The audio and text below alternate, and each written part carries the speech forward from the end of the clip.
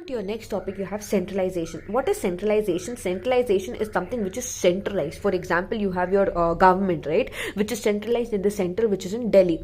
Delhi is our capital, right? So centralization, something which is centralized, something which is capitalized. Okay, so what is the meaning of centralization? Centralization refers to the extent to which authority is concentrated, wherein authority is concentrated, for example, our capital, right, concentrated at the top level. Never forget this hierarchical structure. Authority is concentrated on the top level, and management and little delegation of authority towards the low level management. Then from this from where the authority is concentrated, it is slightly moving on to the lower levels.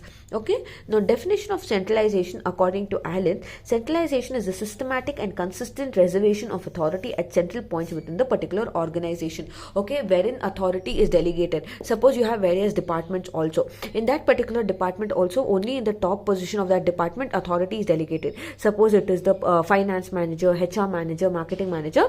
That is centralization. Okay, now what are the advantages of centralization? Advantage of centralization is basically it helps you in avoiding overlapping and duplication. Once a particular manager is fixed, he is fixed. Okay, it avoids duplication of activities. Centralization makes communication easy. It helps in easy flow of communication from the top management to the low, middle and the low level management. Facilitates standardization and uniformation of policies. Okay, easy evaluation of performance. Contributes uniformity in activities of the enterprises. There is uniform behavior. There is no such illegal activities or any wrong activities or anything which is not uniform. Centralization helps in comparing the results. Okay, it becomes very easy because you're setting a particular standard and also your authority is concentrated on a particular level. Centralization helps in resulting economies of scale at large. Okay, centralization provides matured experience and talented leadership. Okay, it is quite emergency situation for taking quick decisions. When your organization is very centralized and you know how many people are there in the top management and how effective people are, so you can also take your decisions, whatever, in case in an emergency situation you can take quick and easy decisions and also solve the various problems. Okay, this happens in sudden change of government policies or changes or due to any trade union problems or anything as such. Okay, centralized management directs whole organization towards achievement of common objectives and organization. So this is centralization, wherein everything is concentrated in a particular level, and then based on that any decisions are also taken here, and based on that the information is passed to the lower levels.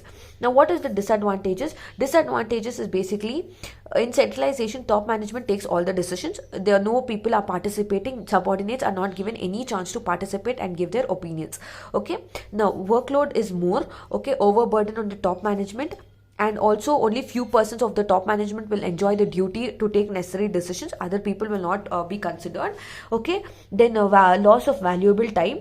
Okay, it leads to bureaucratic and autocratic management. That is no person will be involved. Instead you should have a democratic management wherein each and every person is given individual importance, but in centralization that will not happen. And also it does not provide any scope for subordinates participation in decision making. Okay, so subordinates are not taken into consideration. Next you have decentralization. It is just the opposite of centralization. Okay, decentralization is basically, it means decentralization of authority means dispersal of decision making power to low levels of the organization, wherein you're taking into consideration, okay, this is your hierarchical structure wherein you're taking into consideration your low level people also in order to take necessary decisions. Okay, decentralization refers to the systematic effort to delegate lowest level which can be exercised at a central point. Now what are the factors affecting the decentralization?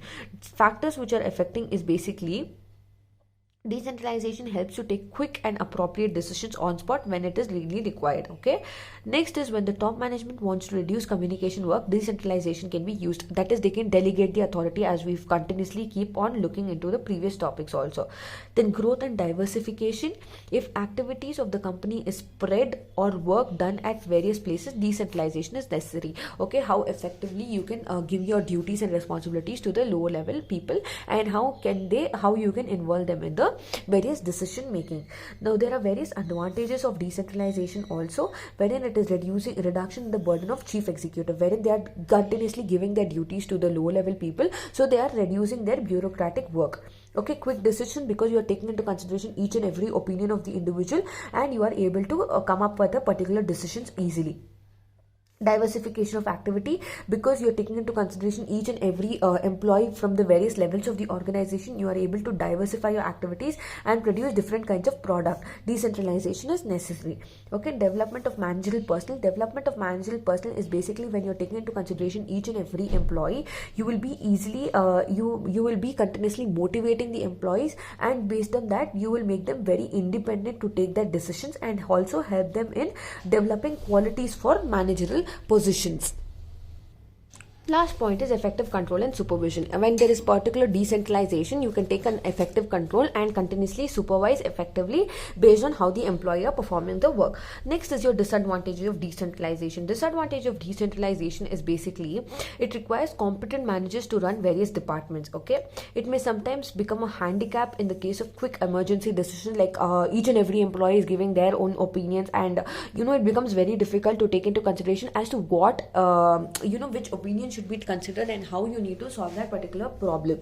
Okay, as such units, independence may lead to unhealthy competition. It may result in duplication of activities. It may not be suitable for the development and specialized services. So these are the disadvantages of decentralization. Next, you have staffing. What is staffing? Staffing means the right person for the right job.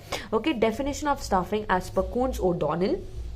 The management functions of staffing involve managing the organization structure through proper and effective selection, appraisal, and development of personnel to fill the roles designed in structure. Suppose the various positions as we've all been looking into from the earlier, that is, you have your finance manager, HR manager. Okay, only the right person with the right qualification will be selected for this particular job, and based on his necessary performances, he will be appraised. Okay, next you have your natures of staffing. Nature of staffing is basically, it is the basic function of management. It is concerned with human resource management. It is performed continuously. Optimum utilization of human resource, it focuses on optimum utilization, that is, each and every employee should be utilized effectively for the right person or the right job. Okay, staffing is performed by all manager. It deals with human beings who have their own needs, emotions, aspirations. This function has different forms of other managers' functions. Okay, these were the natures of staffing.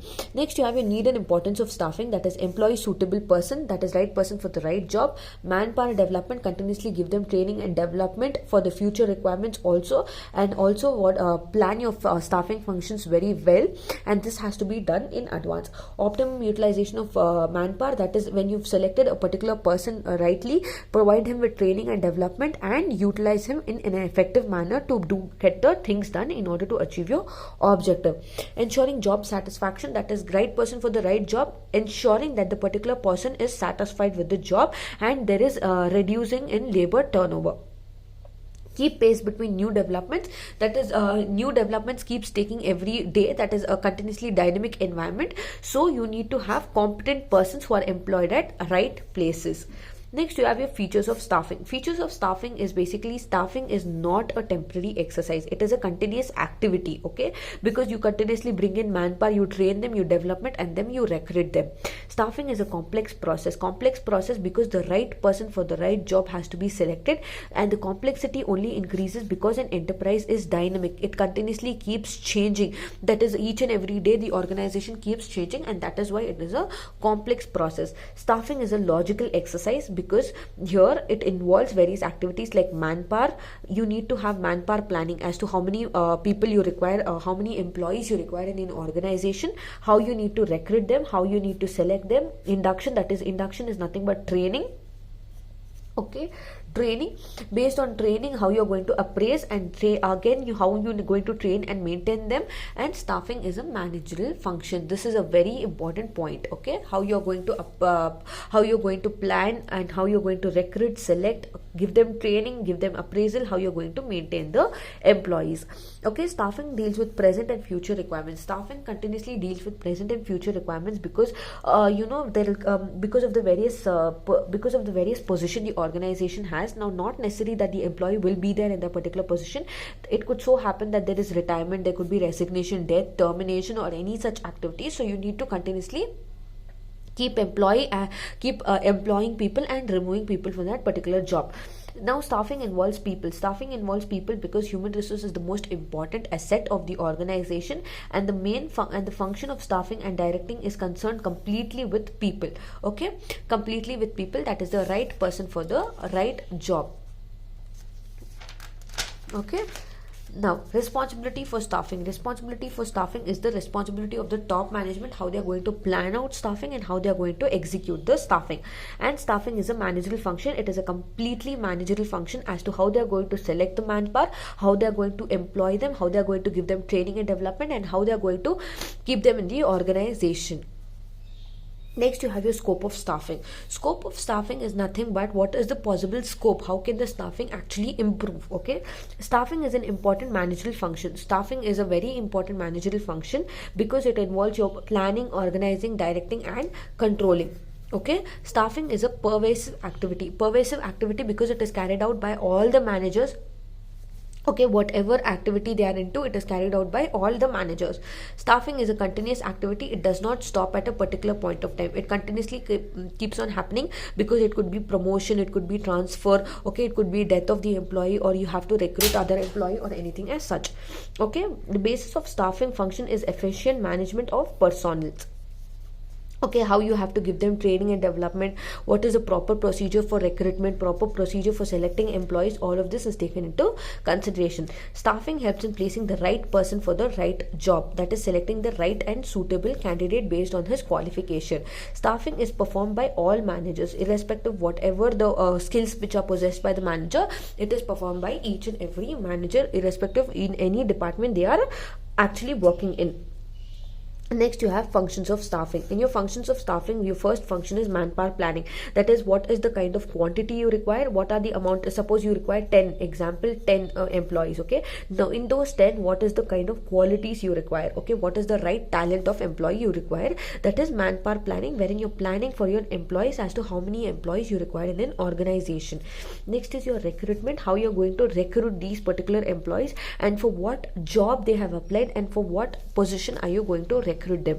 Next is selection based on their competencies, whether the employee is actually capable of that particular job, whether he is actually going to fit well and do well for that particular job. Based on that, you will select.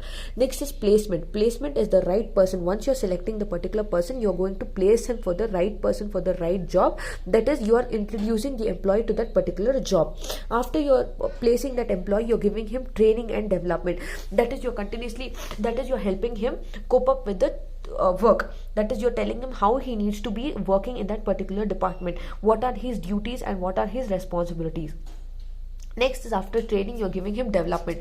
That is development based on continuously changing environment. You're continuously developing him. That is, it could be technological developments. You're continuously giving him information regarding various changing activities.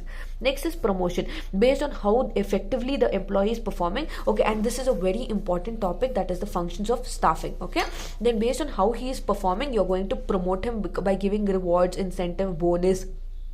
Okay, next is transfer. Transfer is moving one employee from the employee from one position to the other position, or from one job to another job. It could also increase in pay, his status, his responsibility. Suppose if a particular employee is working as an employee or a subordinate, he can be promoted to a manager's position or transferred to the manager's position. Appraisal. Appraisal is nothing but how he is going to be appraised. Suppose he's going to suppose if an employee is performing very nicely, he can be appraised. He can he can also be given various rewards, incentives, continuous motivation. He can be appraised from his particular job. He can be moved to a higher level. Okay, next is determination of remuneration. Determination of remuneration is basically the right person for the right job, and based on the job of the employee, the remuneration will be fixed and the remuneration will be decided, and based on his job, the remuneration will be set. Okay, whatever exact remuneration he has to be given, that particular remuneration will be given. So these were the functions of staffing, and staffing is a very important topic. Next, you have your process of staffing. Process of staffing is wherein you have your organization. This is a particular structure which you need to refer, which is very important. Okay, this is the process of staffing, wherein you will have your organizational structure and strategies. You will how you are going to recruit, select. As to we looked into all your socialization, training and development, and performance appraisal, and these are the various process of staffing.